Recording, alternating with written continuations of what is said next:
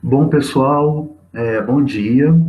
Essa é a primeira exposição do nosso curso de Memória e Diferença 2020 para vocês, mestrandos e doutorandos do programa de pós-graduação em Memória Social e também para os nossos ouvintes. A gente, nessa primeira aula, vai ter como convidado o professor Alterives Maciel. Ele é professor de filosofia, tem o doutorado dele em teoria psicanalítica, e foi lá que a gente, inclusive, se conheceu, na UFRJ, certo? E eu convidei o Alterives para ele explicar um pouco para vocês a distinção entre o conceito de identidade e o conceito de diferenças. O Alterives vai fazer um percurso breve filosófico de meia hora de exposição, tá? Sobre como a filosofia, principalmente a partir do Platão, valorizou o conceito de identidade, como esse conceito perdurou meio que soberano por toda a história da filosofia, até que a partir do que se chama filosofia contemporânea, esse conceito foi, de certo modo, problematizado, de maneira que se passou a se afirmar a partir do pensamento de alguns filósofos como Nietzsche ou psicanalistas como Freud, passou-se a se afirmar a questão das diferenças para além de toda a dimensão identitária. Tá? E é essa justamente a proposta do nosso curso, é tentar pensar determinados fenômenos não pelo viés da identidade, e sim pelo viés da afirmação das diferenças. E o Alterives também vai falar um pouquinho sobre uma distinção que existe no próprio domínio das diferenças, tá? Entre o que o Deleuze chamou de uma diferença em si mesma, certo? E aquilo que a gente pode chamar de domínio e ordem do diferente. Esses dois domínios da diferença, a diferença em si mesma e o diferente, a gente vai estudar também ao longo das próximas aulas, certo? Então, com a palavra, o professor Alterives, e depois a gente abre para dúvidas de vocês, tá certo? Alterives. Bom dia, Ricardo, bom dia a todos. Mais uma vez, colaborando aqui numa pesquisa que já dura algum tempo sobre diferença na clínica e na filosofia. Fizemos um percurso sobre esse conceito no semestre passado e estamos, creio eu, retomando agora, só que eu agora estou na condição de intercessor. Essa pesquisa que ele está desenvolvendo aqui é uma pesquisa que me interessa também. E atualmente eu estou tentando desenvolvê-la tanto na área da filosofia quanto na área da clínica. Na área da clínica, a grande dificuldade é pensar a diferença nela mesma para além do par fálico castrado. Como seria possível ultrapassar esse par fálico castrado para pensar a diferença pura na psicanálise?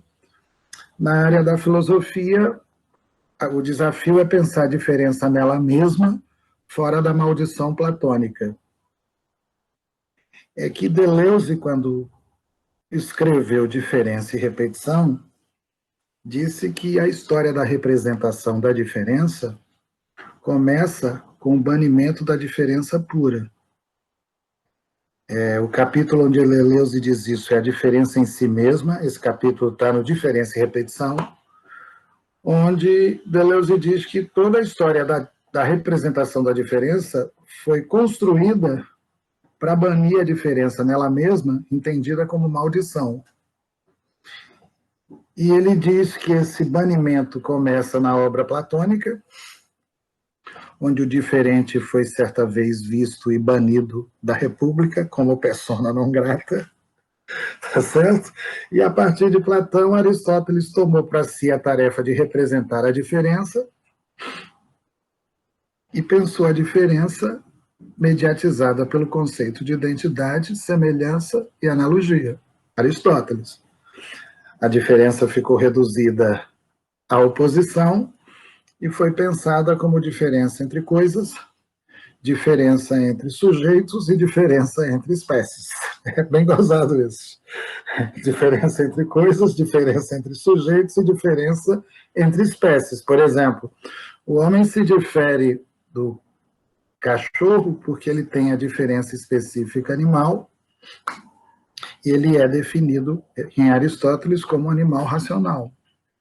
Já o homem e a mulher não se diferem em essência porque ambos têm a mesma essência, já que são animais racionais. A diferença entre o homem e a mulher fica, olha só, restrita à propriedade que o homem tem e a mulher não tem. Em Aristóteles, essa diferença nunca é em essência, mas em propriedades do indivíduo. Esse pensamento da diferença em Aristóteles é nitidamente um pensamento da representação, pois nele a diferença é sempre relativa e pensada sempre a partir de uma identidade.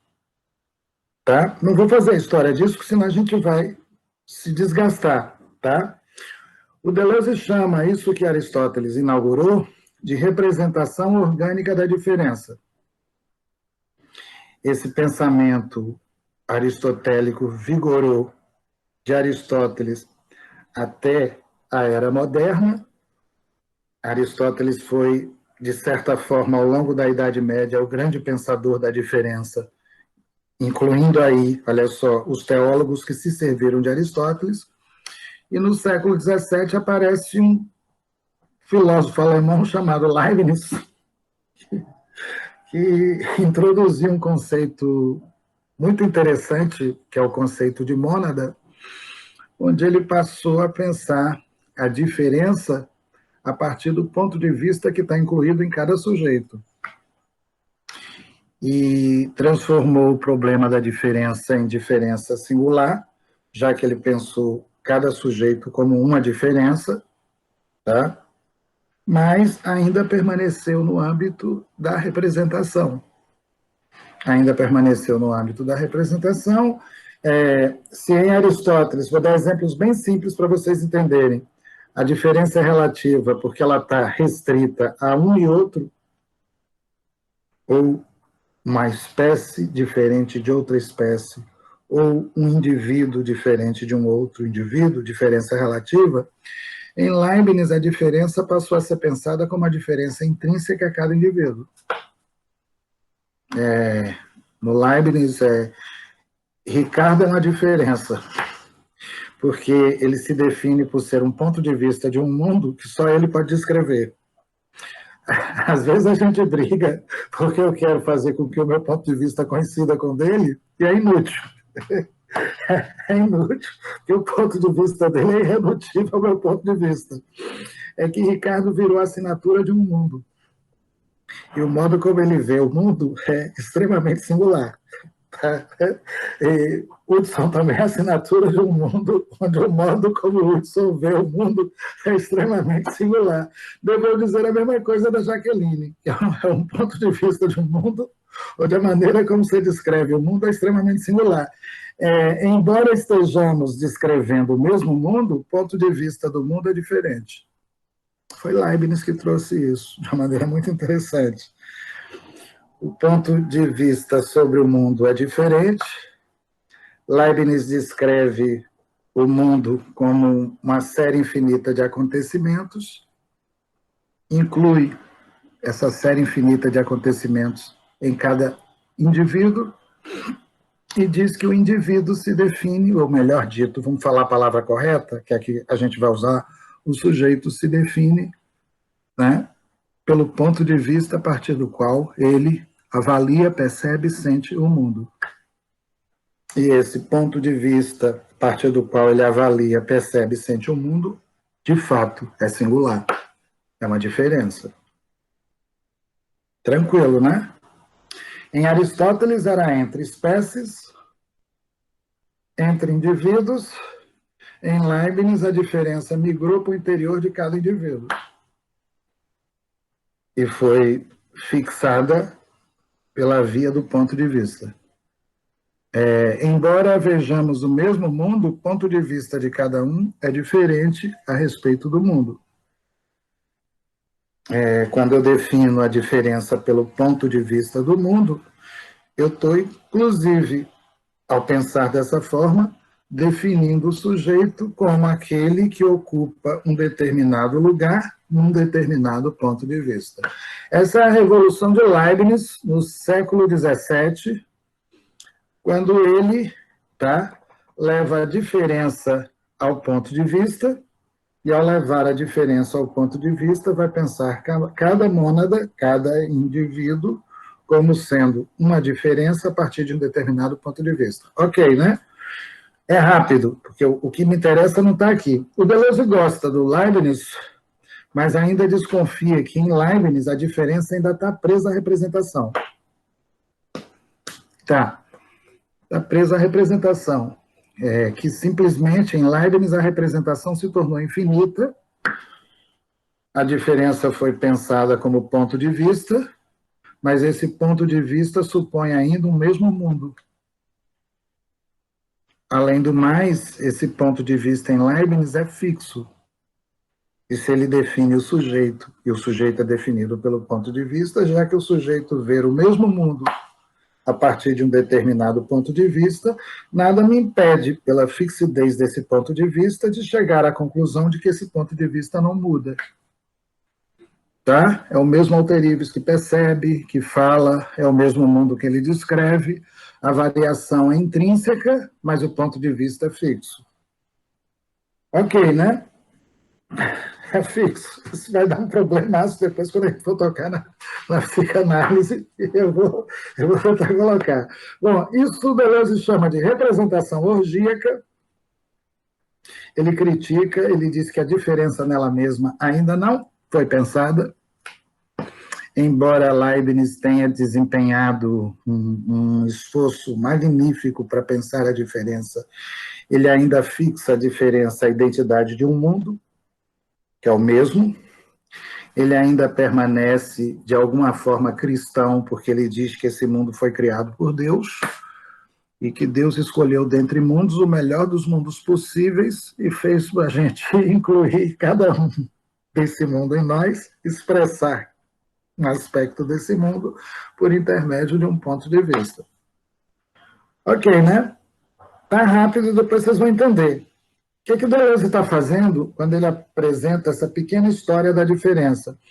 Ele está dizendo que toda a filosofia da representação, quando vai representar a diferença, não consegue pensar a diferença nela mesma. Transforma a diferença em representação da diferença e pensa sempre a diferença a partir de um jogo conceitual.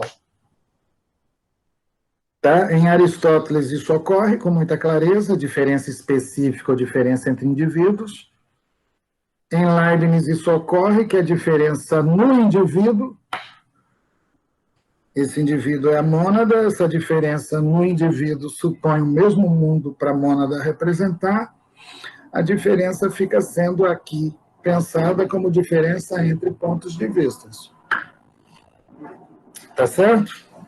O terceiro momento da crítica de Deleuze é a representação da diferença, olha só, proposta por Hegel. E Hegel pensou a diferença pela via da contradição. Na tese hegeliana, o sujeito vai se diferindo pela via da dialética. O conceito que introduz a diferença é o conceito de negatividade, tá? Onde a contradição se daria num sujeito que vai se diferindo ao longo do tempo para chegar a um momento onde terá ele consciência de si e para si como uma espécie de consciência do todo. A contradição hegeliana é o motor e a aventura da fenomenologia do espírito, cujo ponto de partida é a certeza sensível, cujo ponto de chegada é o saber absoluto. A crítica que Deleuze faz a Hegel, que é bem clara, tá? É que Hegel pensa a diferença pela via da negação. Eu só me diferencio de um outro, tá? Pela negação, a partir do qual eu nego alguma coisa em mim, assumo aquilo que nego para constituir, pela negatividade, uma síntese posterior. A crítica que o Deleuze estabelece a Hegel é o fato do Hegel ter pensado a diferença pela via da contradição, e quando ele pensa a diferença pela via da contradição, ele reduz a diferença à identidade de um conceito que só será alcançado no final da fenomenologia do espírito, ali onde o sujeito alcança um saber absoluto, sendo consciência de si para si. Hegel. Tá, né? Tudo é rápido, porque depois vocês podem descartar isso, tá? Podem até jogar isso fora, mas isso vai criar polêmica no curso de vocês. Tudo é rápido, joga fora depois e a gente polemiza. Aí o Deleuze vem e diz assim, olha, acompanhando a história da diferença de Aristóteles a Hegel, percebe-se com muita clareza que a diferença em si mesma permaneceu impensável. Porque toda vez que a gente vai dizer que uma pessoa é diferente, mais ou menos a gente compara essa pessoa com a outra pessoa para poder encontrar diferença nela em relação à outra. E toda vez que eu digo que o Ricardo é diferente, se ele for muito doidão, eu vou dizer que ele é maluco. Porque ele está mudando de ponto de vista o tempo inteiro. Aí eu falo assim, não, Ricardo, você está doido. Bota esse ponto de vista no centro da sua mônada, fixa ele e seja coerente com o nosso curso. Todo mundo aqui, inclusive, deve estar esperando de Ricardo uma certa coerência. Que na semana que vem ele lembre o que ele fez na semana passada, na terceira semana ele lembre o que ele fez na segunda semana, para que todo mundo possa acreditar a ele um eu fixo imutável, um eu fixo que não muda. Tá? Porque a gente sempre espera, porque temos memória, uma certa coerência naquele que está dizendo alguma coisa e continuará dizendo alguma coisa na etapa seguinte, ok? Ok, tranquilo, tá? Quando o Deleuze quer pensar a diferença nela mesma, ele quer pensar a diferença, tá?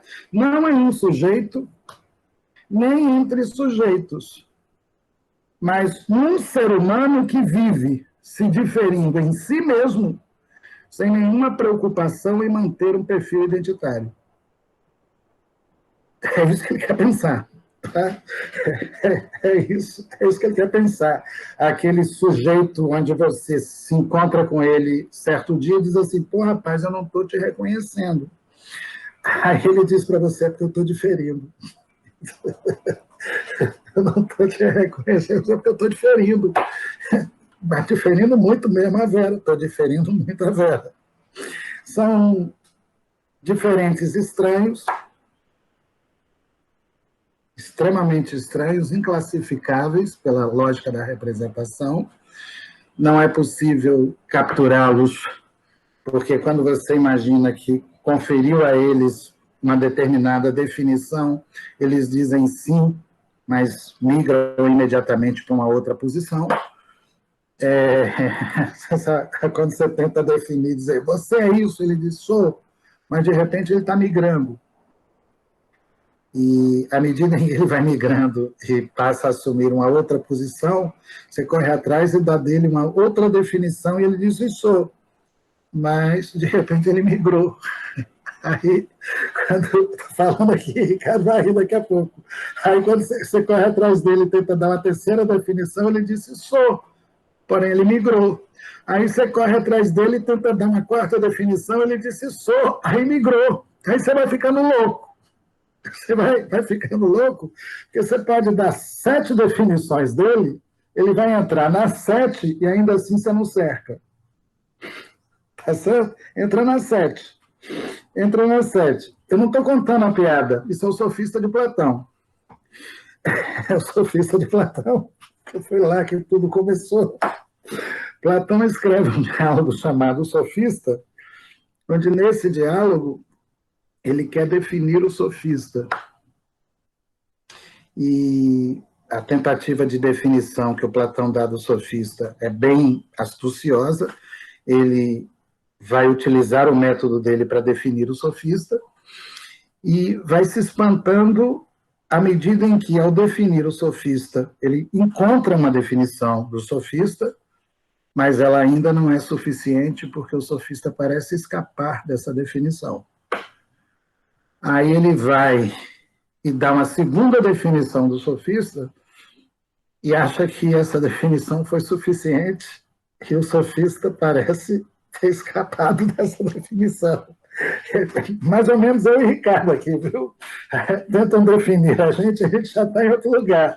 Foucault também é um pouco assim. Quando você pensa que pegou Foucault, Foucault já migrou. Já migrou. Mas Foucault, você falava de tal lugar. Ele faz essa brincadeira no Arqueologia do Saber. Eu falei assim, mas agora eu já estou no outro lugar. Tá? E quando você tenta capturá-lo nesse terceiro lugar, ele já migrou para um quarto lugar. E que ser humano é esse? É um ser humano que exerce a potência de diferir para escapar de toda e qualquer tentativa, olha só, de definição e atribuição pela via da definição de uma identidade. Tá, né? Porque definir é dizer o que a coisa é. Toda vez que você define uma coisa, você separa essa coisa de tudo aquilo que ela não é. E quando a definição é feita de uma forma adequada, você passa a acreditar que a coisa definida não irá mudar por ter sido definida de uma determinada maneira. Em Platão, definir é dar a essência da coisa, separar a coisa nela mesma de tudo aquilo que ela não é. Quando você define e dá a essência da coisa, você chega à identidade da coisa definida. Tá, né? Pode estar vago no primeiro momento, mas a construção do conceito de identidade supõe que a coisa definida possua uma essência, supõe que a coisa definida possua uma essência e que essa essência da coisa definida não muda. Será sempre assim. Quando Aristóteles definiu o homem como animal racional, ele partiu da premissa de que a animalidade e a racionalidade fazem parte da essência do homem. E que vocês podem mudar acidentalmente, mas continuarão sendo racionais e animais. E toda e qualquer definição que a gente dê de alguma coisa, sendo ela uma definição real, parte da premissa de que a coisa definida possui uma essência. Está bem isso? Parte da premissa de que a coisa definida possui essência, a essência da coisa definida não irá mudar. A definição de essência me permite atribuir à coisa definida uma identidade. Pois bem, está claro aqui, né? Bem claro, eu não estou me aprofundando em filosofia alguma, eu estou trabalhando com o conceito de diferença e de identidade. Tá? Estou fazendo um percurso pela história do pensamento. Nesse percurso que eu estou fazendo pela história do pensamento, eu estou dizendo que a diferença na representação foi sempre subordinada à identidade. O pensamento da representação é, por excelência, um pensamento que prioriza a identidade, tá? Em detrimento da diferença. A diferença é sempre subordinada à identidade, como se a identidade, tá, fosse o modelo a partir do qual a diferença poderia ser pensada. Tá bem isso? Bom, quem criou essa estratégia de banimento da diferença em proveito da identidade? Platão. Foi lá onde tudo começou, tá?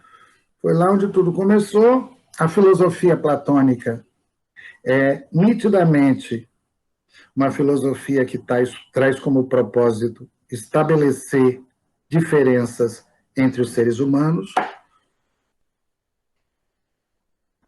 O método platônico é um método de divisão. Esse método de divisão é um método que visa estabelecer diferenças. Só que Platão usou uma estratégia para estabelecer as diferenças, tá? Muito hábil, e que fez com que o platonismo viajasse de alguma maneira. E viajasse de alguma maneira a ponto de ser revisitado com transformações simbólicas. O que Platão criou? Platão criou, olha só, um mundo de ideias constituído por essências eternas, essências estas postas como essências regidas pelo princípio de identidade e que deveriam funcionar como modelo de toda e qualquer avaliação de um ser humano filósofo. Platão criou um mundo de ideias, concebeu cada ideia criada como uma essência, tá? E pensou o princípio regente dessa essência como princípio de identidade. Por exemplo, Platão criou o mundo do belo, o belo em si. O belo em si, no platonismo, é concebido como a essência do belo. A essência do belo é definida como ideia. E Platão concebe a ideia de uma maneira diferente da forma como nós concebemos a ideia. Porque para nós, ideia é uma representação. Para Platão, a ideia, em grego eidos, é a presença bruta de uma coisa nela mesma. Tá, né? Essa é uma terminologia importante na minha construção, entre eidos em Platão e ideia na representação. Ideia na representação é uma representação da mente, o eidos do Platão, tá certo? É a coisa nela mesma. É a coisa nela mesma. Vou dar outro exemplo. A virtude existe em si mesma. Vou dar um terceiro exemplo. A coragem existe em si mesma. Vou dar um quarto exemplo. Dentre todas as ideias, existe a ideia de bem, que é o modelo de todas as demais ideias. Reparem que você pode dizer assim, mas Platão talvez esteja dizendo alguma coisa hoje, tá? Da qual a gente se encontre completamente distanciado. Qual o sentido, para um filósofo, falar de um mundo em si de ideias? O que ele quer quando ele está construindo um mundo de ideias fixas e imutáveis? Ele quer, de alguma maneira, postular a possibilidade da gente pensar em algo que não muda. É o conceito de identidade que está sendo apresentado por Platão. Tá? Ele está, de certa forma, postulando, por intermédio do conceito de identidade, de algo que não muda, né? Um primado ao modelo do mesmo, e está, logicamente, tá? Postulando a existência de tais ideias fora do tempo, porque ele não é burro. Platão, no tempo tudo está mudando, não tem muito jeito. Não é de nada bobo. No devir tudo muda. Então eu preciso pensar a identidade fora do tempo.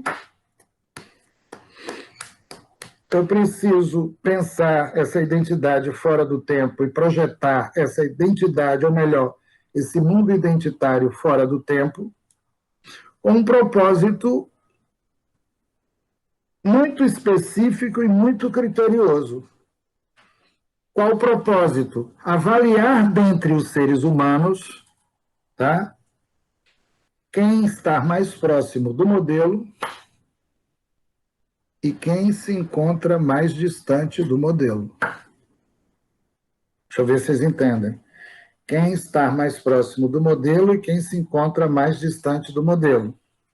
Deleuze diz que a motivação do platonismo é, paradoxalmente, tá, fazer da filosofia uma filosofia da diferença, mas que a construção platônica consistiu em subordinar a diferença ao modelo do mesmo, postulado como ideia fixa, eterna e imutável. Deleuze vai dizer que a filosofia platônica é uma espécie de odisseia filosófica, e Deleuze vai dizer, lendo os diálogos de Platão, que essa odisseia filosófica de Platão é estabelecida, olha só, é estabelecida a partir de uma avaliação que Platão faz, tá? Entre seres humanos que serão avaliados como pretendentes. A chamada dialética da rivalidade, esta que só pode ser levada a termo se os pretendentes forem julgados. Reparem, se os pretendentes forem julgados. Como os pretendentes serão julgados, tá? E tratados como pretendentes? Se eles forem avaliados pelo grau de pertencimento ao modelo. Vai ficar claro, se eles forem avaliados pelo grau de pertencimento ao modelo.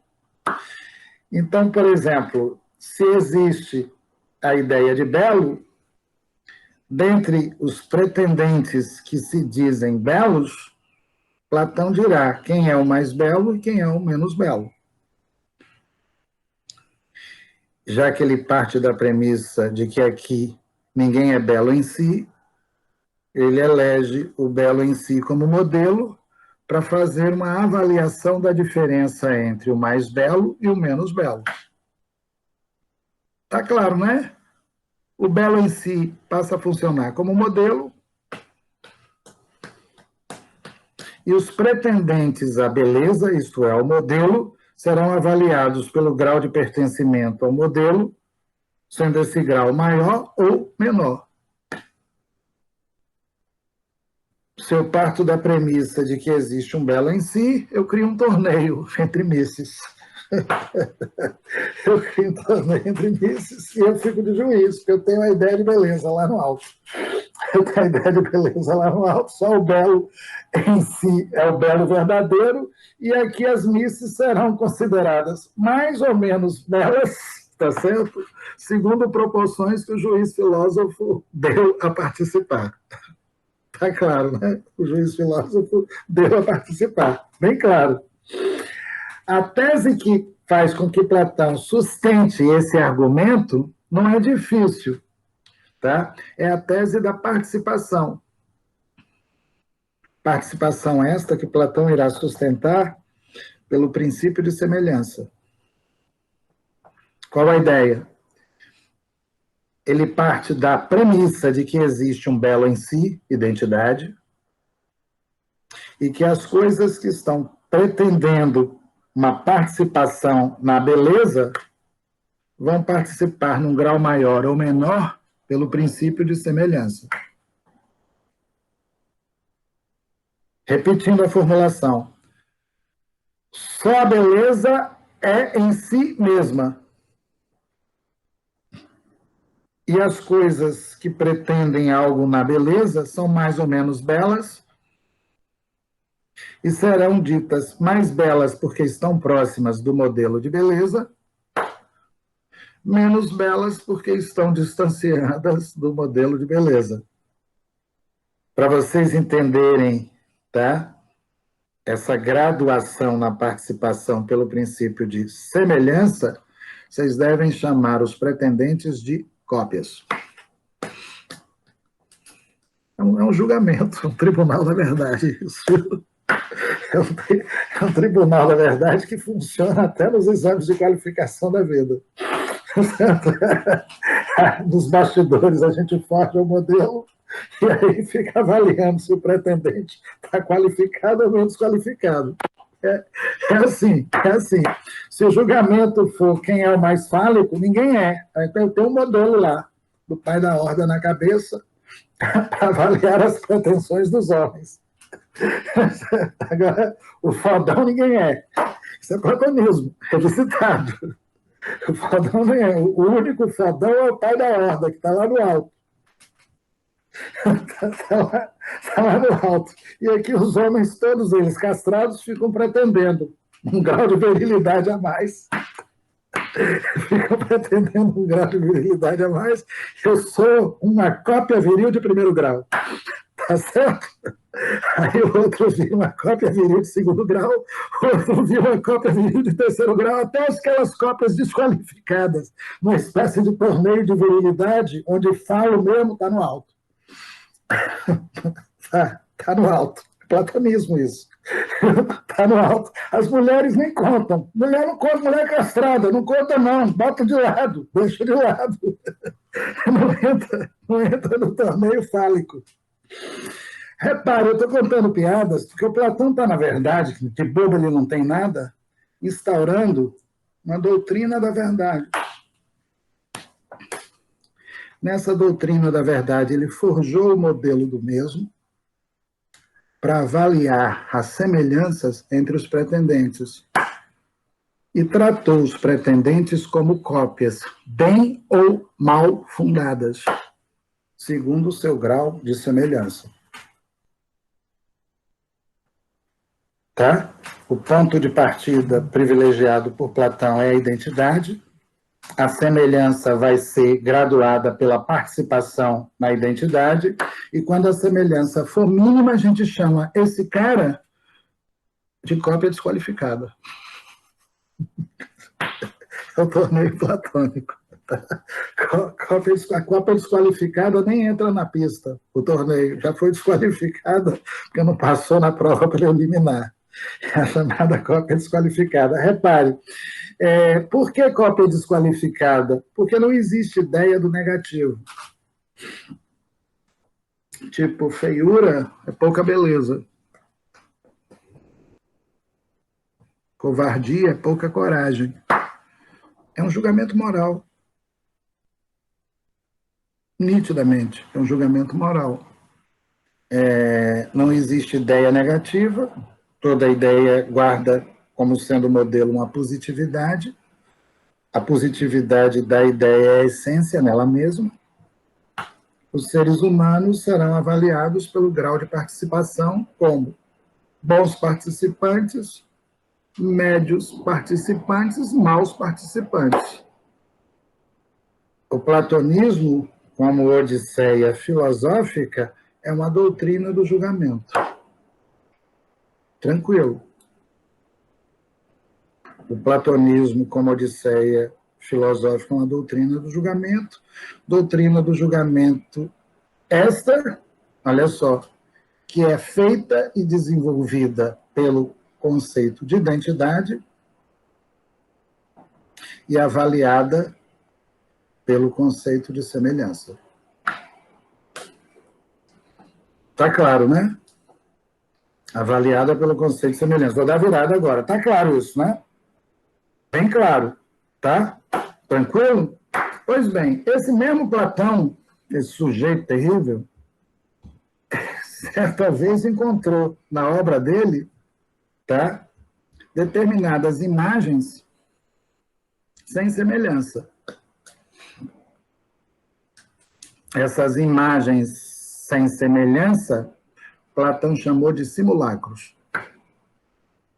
Imagem sem semelhança. O que é uma imagem sem semelhança? Parece uma cópia à distância, mas quando você chega perto, é de semelhante por dentro. Tá certo? Parece uma cópia à distância. Você fala assim, olha uma imagem simpática. Quando você chega perto, é de semelhante por dentro. Por quê? Porque é regido pela disparidade, uma disparidade interna. Nessa disparidade interna, está sempre mudando internamente, e é dotado da capacidade de produzir imagens falsas e jogos de simulação. No platonismo, essas imagens dissemelhantes foram tratadas como simulacros, foi assim que Platão pensou, e os simuladores foram vistos como artistas e sofistas. Está lá na República, livro 10. O pintor é um simulador, o poeta é um outro simulador, porque adora fazer versos falsos para encantar os outros. E o sofista é o mestre da palavra, que coloca a palavra a serviço do falso, porque a intenção sofística não é dizer a verdade, mas produzir pela retórica persuasão no outro. Tranquilo, persuasão no outro.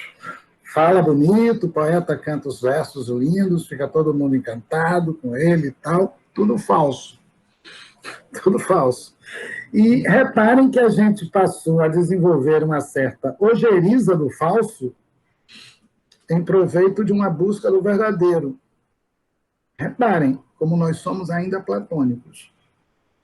E reparem como nós herdamos do Platão esse tribunal da verdade, a ponto de, quando encontrarmos uma pessoa que não tem nenhum compromisso em dizer a verdade, a gente acaba achando que essa pessoa ou é doente, doida, psicótica, ou é muito diferente, esquisita e precisa de um tratamento judicativo com uma certa urgência.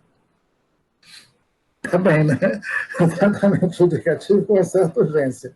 O problema é que Nietzsche e Deleuze não acreditaram nisso. Porque Nietzsche, e foi com Nietzsche que Deleuze fez a reversão do platonismo, foi o primeiro a dizer que a Odisseia filosófica platônica não tinha outro motivo fundamental senão fazer da diferença nela mesma um monstro. E banir a diferença nela mesma enquanto monstro da cidade. E que a Odisseia filosófica platônica não tinha outro propósito senão pensar a diferença nela mesma como maldita e expulsar a diferença nela mesma do campo da representação filosófica. Tá? E Nietzsche propôs uma reversão do platonismo, que outras pessoas costumam chamar de inversão do platonismo, tem outros que chamam de subversão do platonismo. E nessa subversão do platonismo, ou inversão ou reversão, como queiram, seguindo diversas traduções, o Nietzsche propôs contra Platão, olha só, um elogio ao simulacro. Foi isso que ele fez, né? Propôs contra Platão um elogio ao simulacro, dizendo para a gente de uma maneira muito interessante que quando uma vida é muito potente, ela cria máscaras e desfaz a identidade. A filosofia de Nietzsche é perfeita. Ela voltou para a caverna. Platão estava querendo fugir. Quando a vida é muito potente, ela cria máscaras para fugir da identidade. E que essa potência, no seu grau mais elevado da potência, não tem uma identidade a defender. É uma vida, olha só, que vai forjando máscaras e atrás de uma máscara há sempre uma outra máscara. Eu brinco com o Ricardo isso. Assim, atrás da terceira máscara tem uma quarta máscara. Atrás da quarta máscara tem uma quinta máscara. E a gente vai definindo, e é tudo máscara, e a gente chega no núcleo da máscara e não tem nada. Não tem. Eu pensava que eu ia encontrar uma essência lá. Não tem nada. Eu pensava que eu ia encontrar um núcleo duro, bem cartesiano, uma essência imutável, e não tem nada. É isso, não tem nada porque essa essência não existe. A vontade de potência em Nietzsche, que é vida, é diferença que se afirma forjando máscaras. Que beleza. Que beleza. Os momentos mais exaltados dele, ele disse, eu sou todos os nomes da história. Ele dizia isso. E fez da filosofia dele um teatro, onde nesse teatro ele foi forjando máscaras simpáticas e máscaras antipáticas.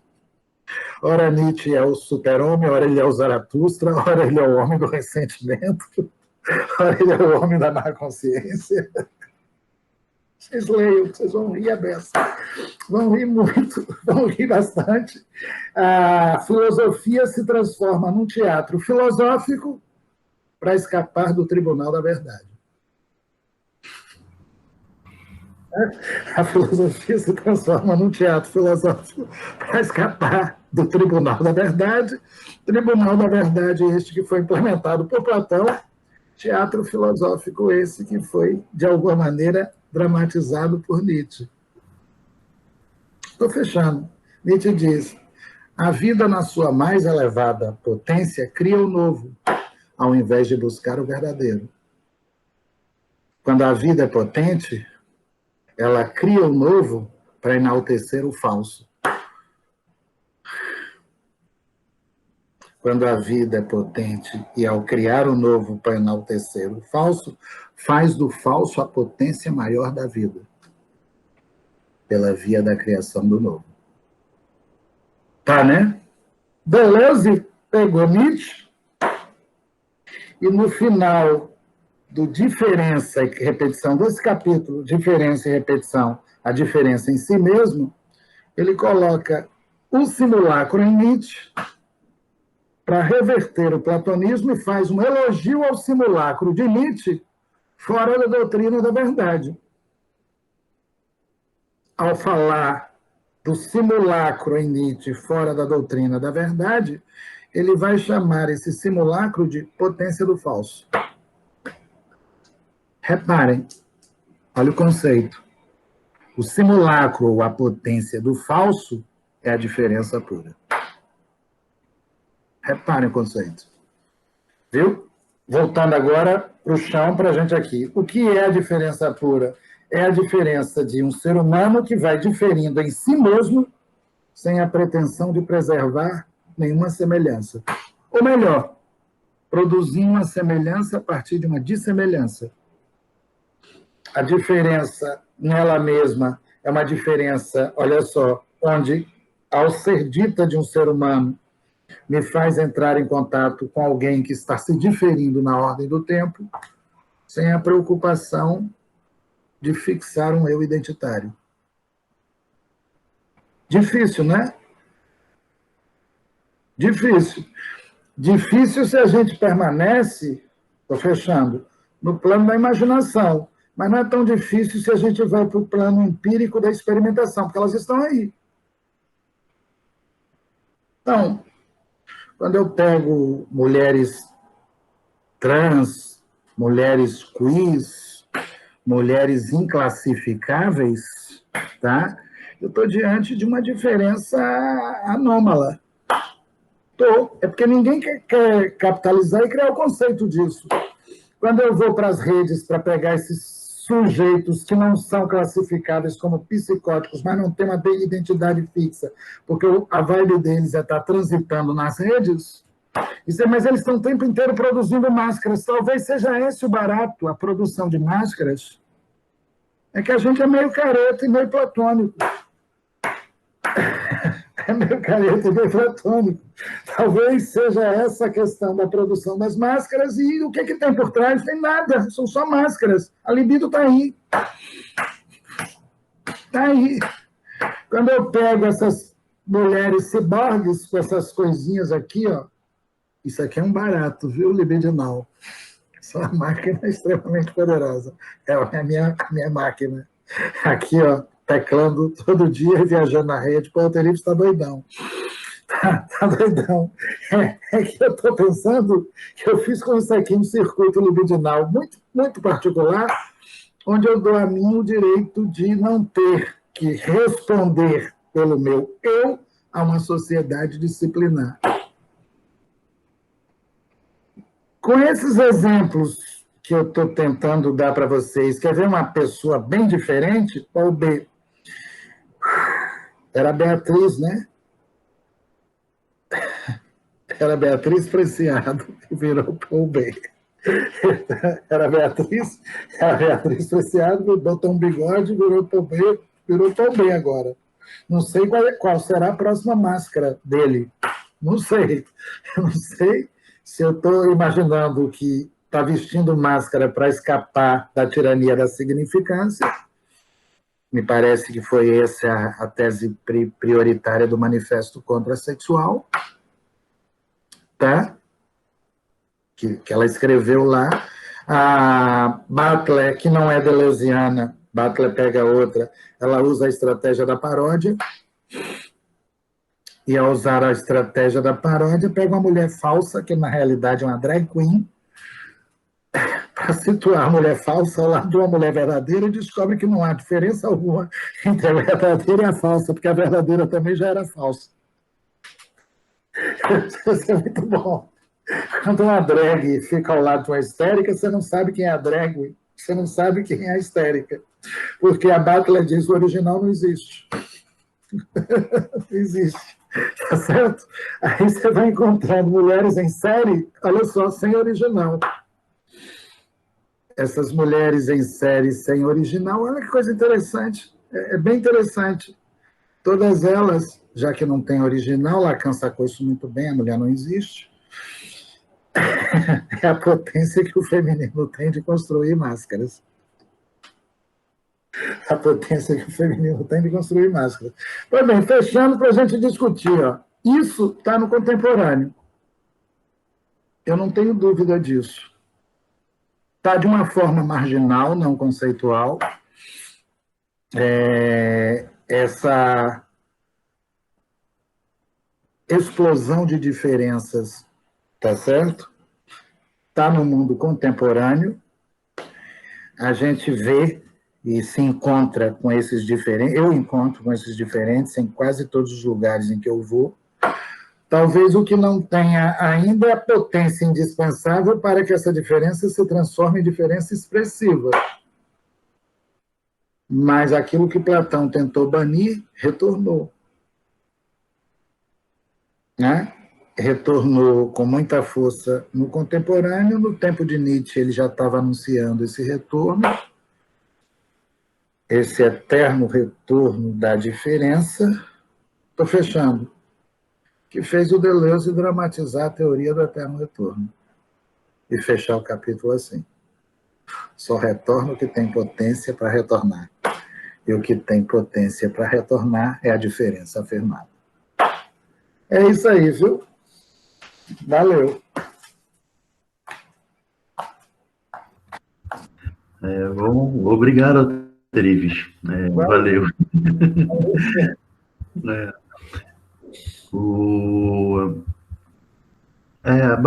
Bacana esse modo, essa maneira de introduzir a questão. É engraçado que eu fiquei imaginando durante a semana como é que seria a sua exposição. E foi completamente, eu imaginei 30 coisas diferentes e foi uma 31ª. Foi completamente diferente de todos os modos como eu imaginei. E é bem isso que a gente tá tratando, né?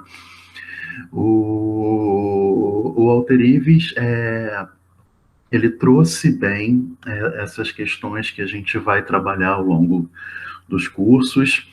Eu acho que é um pouco a minha função aqui também, quando a gente tiver um expositor, trazer essa questão para os projetos de pesquisa de vocês. E eu fiquei, enquanto ele falava, eu ficava pensando nos projetos de cada um de vocês e vi que tem muito a ser aproveitado, tá?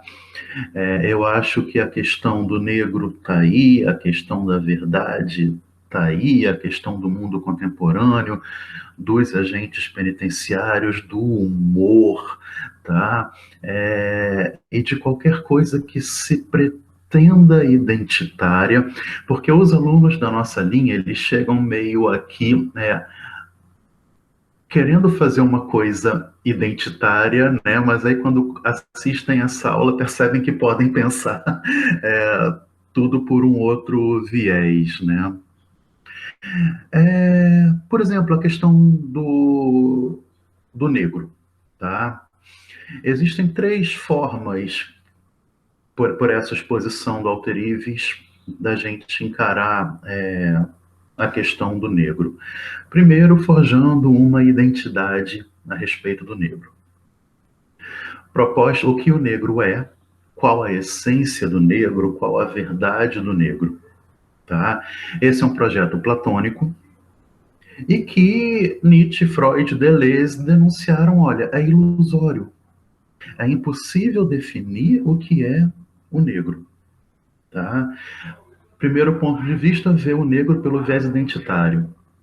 Segunda forma de abordagem é ver o negro enquanto diferente. É o negro sempre comparado ao branco. O que é o negro e o que é o branco. Aí você sai um pouco da dimensão identitária e focaliza a dimensão da diferença. Porém, é uma diferença, como Alterives trouxe, representacional. É uma diferença ainda subordinada à questão identitária. O que o negro é versus o que o branco é. E uma terceira forma que eu acho a mais bacana é ver o negro, por exemplo, como diferente em si mesmo, como um processo impossível de tentar capturar qualquer identidade e qualquer verdade a respeito dele. E aí você escapa, a dimensão identitária, o que é o negro, e dois, há uma comparação sem propósito nenhum entre negro e branco. Tá? É o negro por ele mesmo, é o negro se diferindo. Isso vale para os agentes penitenciários, para os homossexuais, para a própria verdade, para os humoristas, em comparação com os religiosos, e tudo isso. Tá? Então, a partir da aula que vem, a gente vai trazer essa questão para o campo social e para o campo psicanalítico, a partir desse percurso filosófico, tá? Obrigado, Alterives, pela palestra, tá? Pela exposição, e agora eu vou abrir para vocês.